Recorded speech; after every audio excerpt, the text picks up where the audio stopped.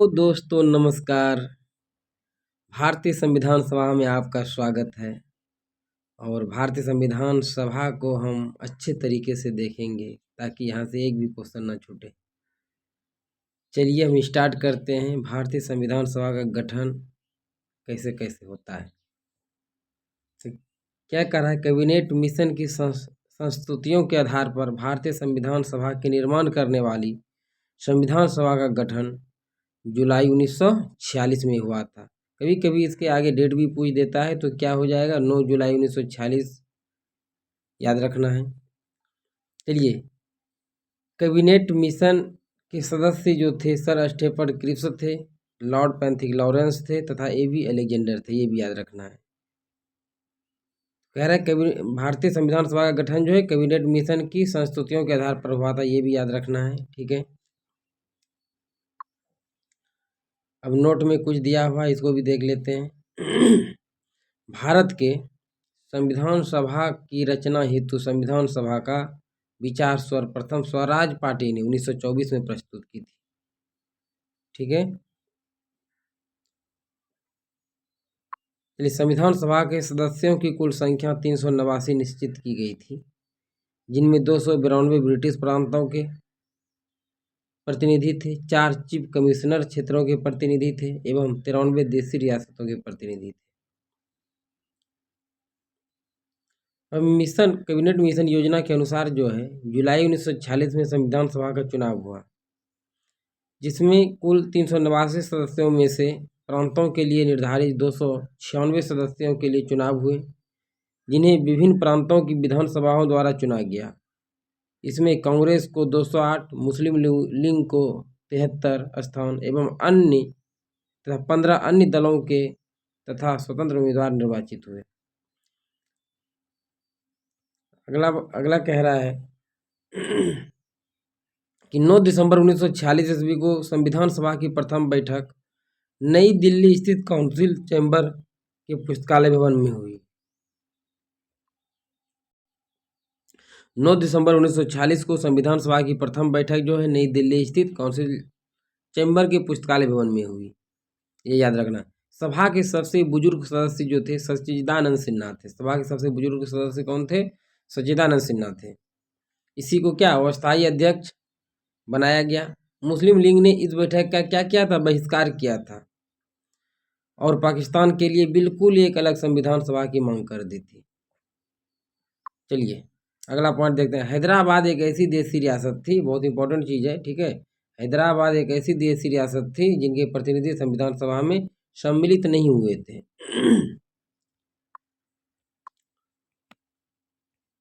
अब कह रहा है प्रांतों या देशी रियासतों को उसकी जनसंख्या के अनुपात में संविधान सभा में प्रतिनिधित्व दिया गया था।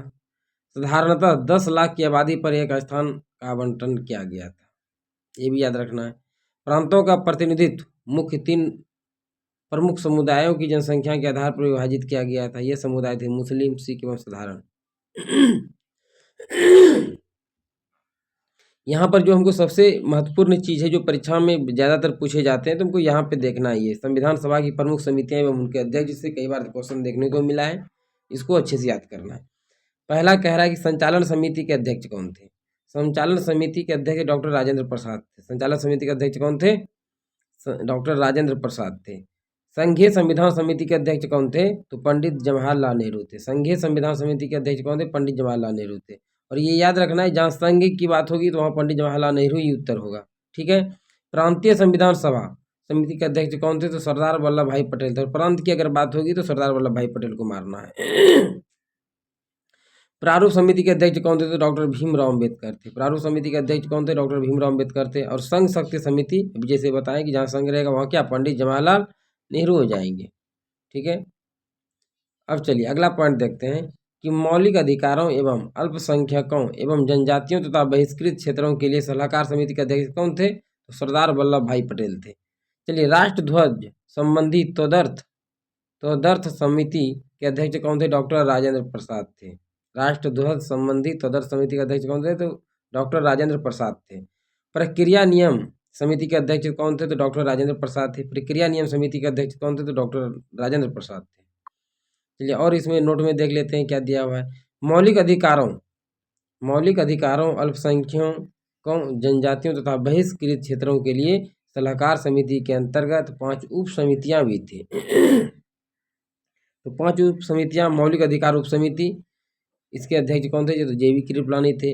अल्पसंख्यक उप समिति के अध्यक्ष कौन थे? तो HC मुखर्जी थे। अल्पसंख्यक उप समिति के अध्यक्ष कौन थे? तो HC मुखर्जी थे। अब चलिए अगला देखते हैं। उत्तर पूर्व सीमांत जनजातीय क्षेत्र असम को छोड़कर तथा आंशिक रूप से छोड़े गए क्षेत्र के लिए उप समिति के अध्यक्ष कौन थे? तो गोपीनाथ बारदोलई थे। और ये भी याद रखना है कि गोपीनाथ बारदोलई जो थे असम के पहले मुख्यमंत्री भी बने थे। अगला क्वेश्चन की छोड़े गए एवं आंशिक रूप से छोड़े गए क्षेत्रों असम में सिंचित क्षेत्रों के अलावा के लिए उप समिति के अध्यक्ष कौन थे? तो AB ठक्कर था। और ये भी याद रखना है कि एक गोपीनाथ बारदोलोई अंतर्राष्ट्रीय हवाई अड्डा है इनके नाम पर, जो कहाँ है? असम में है। अब अगला क्वेश्चन है कि उत्तर पश्चिम फ्रंटियर जनजातीय क्षेत्र उप समिति की बात करते हैं तो पाकिस्तान में शामिल होने के कारण इसे भारत की संविधान सभा की तरफ से कार्य करने के लिए नहीं बुलाया गया। यानी कि उत्तर पश्चिम फ्रंटियर जनजातीय क्षेत्र उप समिति को पाकिस्तान में शामिल होने के कारण से भारत की संविधान सभा की तरफ से कार्य करने के लिए नहीं बुलाया गया। अब चलिए देखते हैं। संविधान सभा में ब्रिटिश प्रांतों के 296 सदस्यों का विभाजन सांप्रदायिक आधार पर किया गया। संविधान सभा में ब्रिटिश प्रांतों के 296 सदस्यों का विभाजन सांप्रदायिक आधार पर किया गया था। और संविधान सभा 1946 में समुदाय आधारित प्रतिनिधित्व की बात भी कर लेते हैं। चलिए हिंदू की बात करते हैं। हिंदू सदस्यों की संख्या कितनी थी? तो 163 थी। मुस्लिम की 80 थी। अनुसूचित जाति का संख्या 31 था और भारतीय ईसाई का 6 था। पिछड़ी जनजाति की बात करते हैं तो इसकी संख्या 6 थी। सिख का 4 था, एंग्लो इंडियन का 3 था और पारसी का 3 था। सब मिला के कितना? 296 हो गया था। संविधान सभा में महिला सदस्यों की संख्या कितनी थी? 15 थी। ये याद रखना है, बहुत इंपॉर्टेंट क्वेश्चन है, पूछता है परीक्षा में। संविधान सभा में महिला सदस्यों की संख्या कितनी थी? तो 15 थी। चलिए अगला बात करते हैं पॉइंट की। संविधान सभा की महिला सदस्यों की संख्या को भी देख लेते हैं। अंबु स्वामीनाथन, ये मद्रास से थी। एनी मैक्सरिन, ये त्रावणकोर एवं कोचीन यूनियन से थी। बेगम एजाज रसूल, ये संयुक्त प्रांत या मुस्लिम प्रांत से था। दक्षिणी विल्यादून, ये मद्रास से थी, सामान्य से आती थी, ठीक है। जी दुर्गाबाई मद्रास से थी। हंसा मेहता बम्बई से थी। कमला चौधरी संयुक्त प्रांत से थी। लीला रे पश्चिम बंगाल से थी। मालती चौधरी उड़ीसा से थी। तो पूर्णिमा बनर्जी संयुक्त प्रांत से थी। रेणुका रे पश्चिम बंगाल से थी। और सरोजिनी नायडू, ये याद रखना है, सरोजिनी नायडू वाला याद रखना है और रेणुका रे वाला। तो रेणुका रे कहाँ से? पश्चिम बंगाल से था। और सरोजिनी नायडू कहाँ से थी? तो बिहार का प्रति कर रही थी, ठीक है। राजकुमारी अमृता कौर मध्य प्रांत और बरार से थी। सुचेतानंद कृपलानी संयुक्त प्रांत की थी, ठीक है। और विजया लक्ष्मी पंडित संयुक्त प्रांत की थी।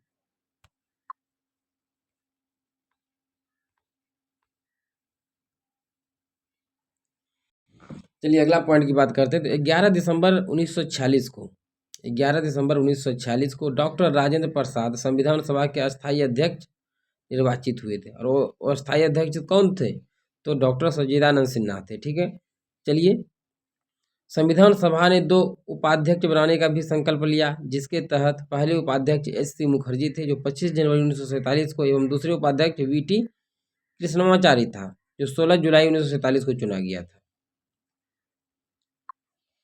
संविधान सभा की कार्यवाही 13 दिसंबर 1946 को जवाहरलाल नेहरू द्वारा पेश किए गए उद्देश्य प्रस्ताव के साथ प्रारंभ हुआ। ये याद रखना है, बहुत इंपॉर्टेंट है, ठीक है। कि संविधान सभा की कार्यवाही जो है 13 दिसंबर 1946 को जवाहरलाल नेहरू द्वारा पेश किए गए उद्देश्य प्रस्ताव के साथ प्रारंभ हुई। 22 जनवरी 1947 को उद्देश्य प्रस्ताव की स्वीकृति के बाद संविधान सभा ने संविधान निर्माण हेतु अनेक समितियां नियुक्त की। इनमें प्रमुख थी वर्ता समिति, संघ संविधान समिति, प्रांतीय संविधान समिति, संघ शक्ति समिति और प्रारूप समिति। चलिए अगला देखते हैं। BN राव द्वारा तैयार किए गए संविधान के प्रारूप पर विचार विमर्श करने के लिए संविधान सभा द्वारा 29 अगस्त 1947 को एक संकल्प पारित करके प्रारूप समिति का गठन किया गया तथा इसके अध्यक्ष के रूप में डॉक्टर भीमराव अम्बेडकर को चुना गया। पहले भी पढ़े थे कि प्रारूप समिति के अध्यक्ष कौन थे? तो भीमराव अम्बेडकर था। प्रारूप समिति के सदस्यों की संख्या कितनी थी? 7 थी, जो इस प्रकार है। कई बार परीक्षा में पूछ देगा मिलान करने के लिए, ठीक है। प्रारूप समिति निम्न में से कौन सा प्रारूप समिति के सदस्य नहीं थे? तो पहला कौन थे? डॉक्टर भीमराव अम्बेडकर थे। पहला कौन थे? डॉक्टर भीमराव अम्बेडकर थे। ये प्रारूप समिति के कौन थे? अध्यक्ष भी थे। दूसरा एन गोपाल स्वामी अयंगर थे। तीसरा आल्लादी कृष्ण स्वामी अय्यर थे, ठीक है। चौथा कन्हैया लाल मानिक लाल मुंशी, इसी को क्या कहते हैं? के एम मुंशी कहते हैं। सैयद मोहम्मद सादुल्ला थे और एन माधवराव यानी BL मित्र के स्थान पर एन माधवराव आए थे।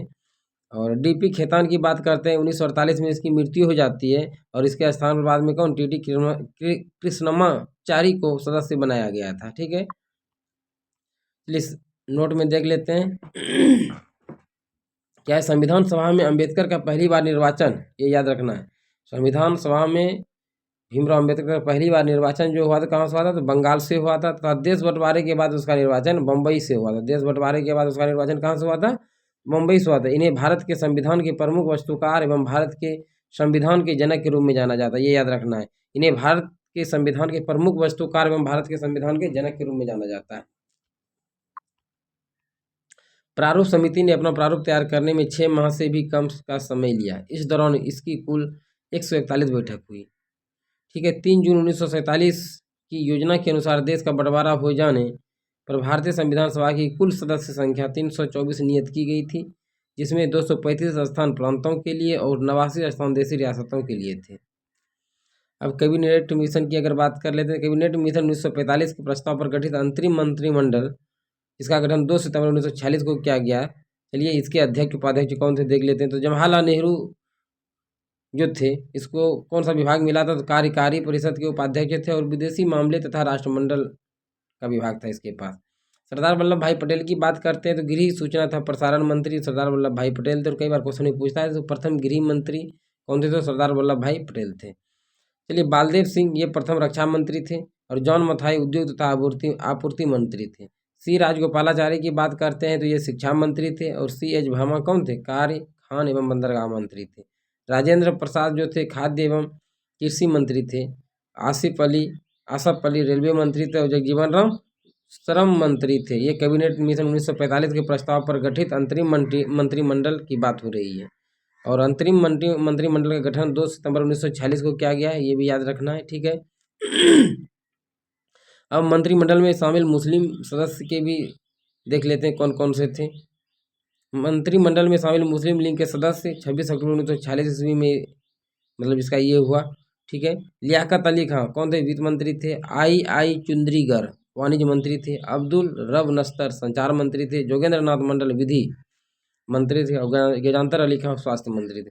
देश विभाजन के बाद संविधान का पुनर्गठन 31 अक्टूबर 1947 को किया गया और 31 दिसंबर 1947 को संविधान सभा के सदस्यों की कुल संख्या 299 थी, जिसमें प्रांतीय सदस्यों की संख्या 229 और देशी रियासतों की संख्या 70 थी।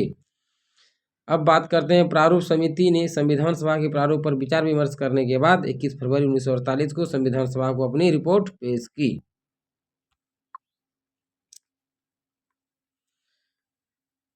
संविधान सभा में संविधान का प्रथम वाचन, ये याद रखना है कि संविधान सभा में संविधान का प्रथम वाचन कब हुआ था, ये पूछता है। तो 4 नवंबर से 9 नवंबर 1948 तक चला था।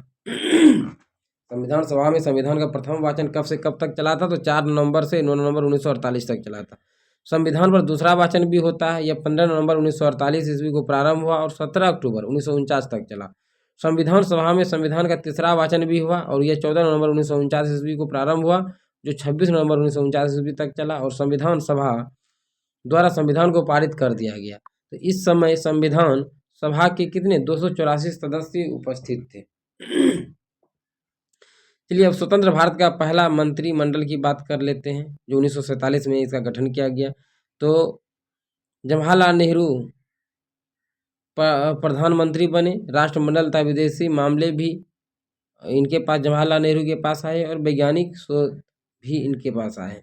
यानी कि स्वतंत्र भारत का पहला मंत्रिमंडल में जवाहरलाल नेहरू प्रधानमंत्री, राष्ट्रमंडल तथा विदेशी मामले और वैज्ञानिक शोध का विभाग को देख रहे थे। सरदार वल्लभ भाई पटेल की बात करते हैं तो ये गृह सूचना व प्रसारण और राज्यों के मामले के मंत्री बने डॉक्टर राजेंद्र प्रसाद खाद्य एवं कृषि मंत्री बने थे।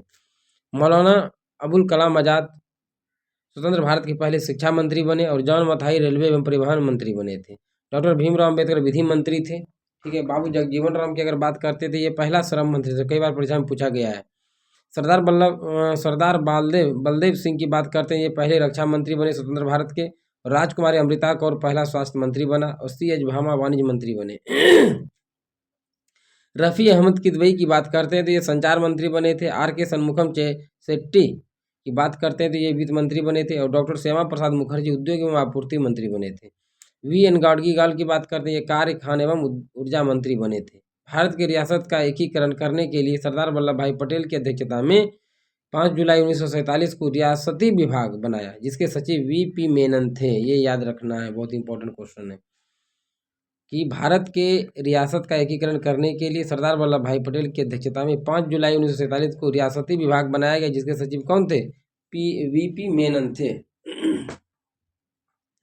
चलिए, संविधान निर्माण की प्रक्रिया में कुल 2 वर्ष 11 महीने 18 दिन का समय लगा था और संविधान के प्रारूप पर कुल 114 दिन तक क्या हुआ था? बहस हुई थी। संविधान निर्माण कार्य में कुल मिलाकर मतलब 63,96,729 रुपया का खर्चा आया था। ये उतना इंपॉर्टेंट नहीं है, लेकिन तब पर भी देख लिया जाए। संविधान को जब 26 नवंबर 1949 को संविधान सभा द्वारा पारित किया गया, तब इनमें कुल 22 भाग थे। ये याद रखना है। संविधान को जब 26 नवंबर 1949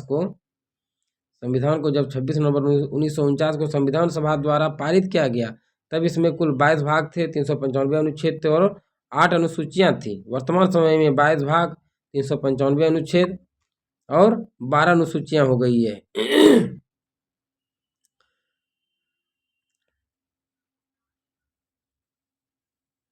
बात कर लेते हैं कि संविधान के कुल अनुच्छेद में 15 अर्थात जो यानी कह सकते हैं कि 15 अनुच्छेद जो थे 26 नवंबर 1949 ईस्वी को ही परिवर्तित कर दिया गया, जबकि शेष अनुच्छेद को 26 जनवरी 1950 को लागू किया गया। संविधान सभा की अंतिम बैठक जो हुई है, ये याद रखना है। संविधान सभा की अंतिम बैठक कब हुई थी? 24 जनवरी 1950 को। संविधान सभा की अंतिम बैठक कब हुई थी? 24 जनवरी 1950 को हुई थी। और उसी दिन संविधान सभा के द्वारा डॉक्टर राजेंद्र प्रसाद को भारत का प्रथम राष्ट्रपति चुना गया था। यानी कि संविधान सभा की अंतिम बैठक 24 जनवरी 1950 को हुई और उसी दिन संविधान सभा के द्वारा डॉक्टर राजेंद्र प्रसाद को भारत का प्रथम राष्ट्रपति चुना गया। संविधान सभा 26 जनवरी 1950 से 1951-52 में हुए। संविधान सभा 26 जनवरी 1950 से 1951-52 में हुए आम चुनाव के बाद बनने वाले नई संसद के निर्माण तक भारत के अंतरिम संसद के रूप में काम किया। संविधान सभा द्वारा किए गए कुछ अन्य कार्य भी है। पहला, इसने मई 1949 में राष्ट्रमंडल में भारत की सदस्यता का सत्यापन किया।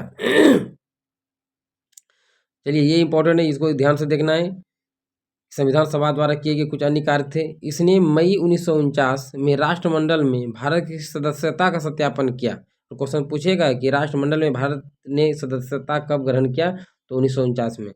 इसने 22 जुलाई 1947 को राष्ट्रीय ध्वज को अपनाया। यानी कि 22 जुलाई 1947 राष्ट्रीय ध्वज को कब अपनाया गया? 22 जुलाई 1947 को। इसने 24 जनवरी 1950 को राष्ट्रगान एवं राष्ट्रीय गीत को अपनाया। ये भी याद रखना है।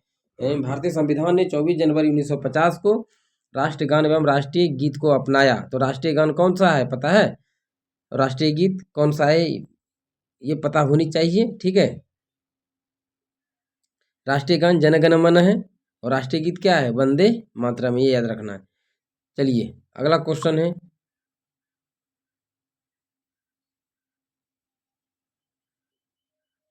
इसने 24 जनवरी 1950 को डॉक्टर राजेंद्र प्रसाद को भारत के पहले राष्ट्रपति के रूप में भी चुना।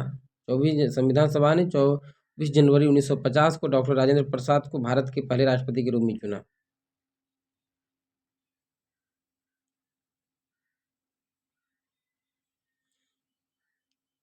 छब्बीस जुलाई 1947 को गवर्नर जनरल ने पाकिस्तान के लिए पृथक संविधान सभा की स्थापना की घोषणा की। ठीक है, संविधान सभा द्वारा हाथी को प्रतीक के रूप में अपनाया गया।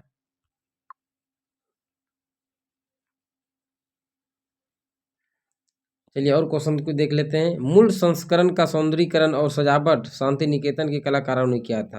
यानी कि भारतीय संविधान की बात करते हैं तो मूल संस्करण का सौंदर्यीकरण और सजावट शांति निकेतन के कलाकारों ने किया था। और शांति निकेतन याद रखना है, शांति निकेतन की स्थापना किसने किया था? तो रविंद्रनाथ टैगोर ने किया था। शांति निकेतन की स्थापना किसने किया था? रविंद्रनाथ टैगोर ने किया था, जिसने नंदलाल बोस और B B B अहर Ram Manohar Sinha थे।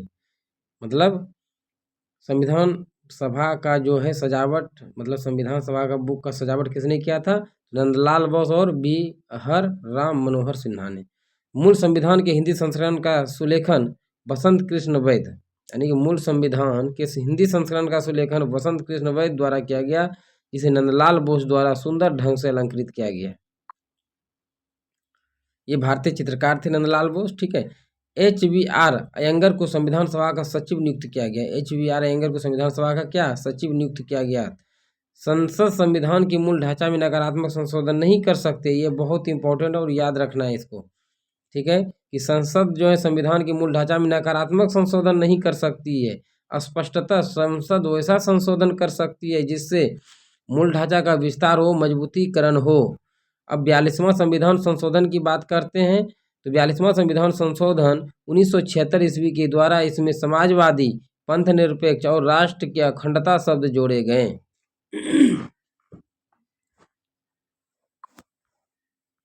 भारत के संविधान की प्रस्तावना में 3 प्रकार का न्याय, सामाजिक न्याय, आर्थिक न्याय एवं राजनीतिक न्याय की बात करता है, ठीक है। 5 प्रकार की स्वतंत्रता की बात करता है। भारत के संविधान की प्रस्तावना में 3 प्रकार का न्याय, इसमें सामाजिक, आर्थिक और राजनीतिक हो गई।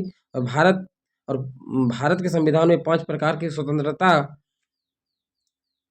भी है, जो विचार, अभिव्यक्ति, विश्वास, धर्म एवं उपासना है, एवं 2 प्रकार की समानता भी है, प्रतिष्ठा एवं अवसर का उल्लेख किया गया है। चलिए, भारत का संविधान विश्व का सबसे बड़ा लिखित एवं सर्वाधिक व्यापक संविधान है। यह अंशतः कठोर और क्या है, लचीला है, ये याद रखना है, क्वेश्चन पूछता है भारत का संविधान कैसा है, तो अंशतः कठोर और अंशतः लचीला। अब नोट में देख लेते हैं क्या कह रहा है नोट। लिखित संविधान की अवधारणा फ्रांस की देन है। लिखित संविधान की अवधारणा किसकी देन है? फ्रांस की देन है। प्रस्तावना में प्रयुक्त शब्द, प्रयुक्त स्वतंत्रता, समानता एवं बंधुत्व शब्द फ्रांस की क्रांति की ही देन है। और ये कब लिया गया था? 1789 में लिया गया था। स्वतंत्रता, समानता एवं बंधुत्व का नारा किसने दिया था? फ्रांस की क्रांति नहीं दिया था, ये याद रखना है। भारतीय राजनीतिक व्यवस्था में संविधान सर्वोच्च है। भारतीय राजनीतिक व्यवस्था में क्या है? संविधान सर्वोच्च है। भारत का संविधान अपना प्राधिकार भारत की जनता से प्राप्त करती है। भारत सरकार अधिनियम 1935 वह संवैधानिक दस्तावेज है जिसका भारतीय संविधान तैयार करने में गहरा प्रभाव पड़ा है। यानी भारत शासन अधिनियम 1935 से ही कहा जाए तो लगभग 65 से 70% मतलब फैक्ट चीज लिया गया है संविधान बनाने में। चलिए, भारत के संविधान में संघीय शासन शब्द का प्रयोग नहीं है। संविधान में भारत को राज्यों का संघ घोषित किया गया है। संविधान में भारत को क्या कहा गया है? ये राज्यों का संघ है, ये राज्यों का संघ घोषित किया गया है। तो आज के सेशन में इतना ही। यदि सेशन अच्छा लगा हो तो एक लाइक और सब्सक्राइब कर दीजिएगा।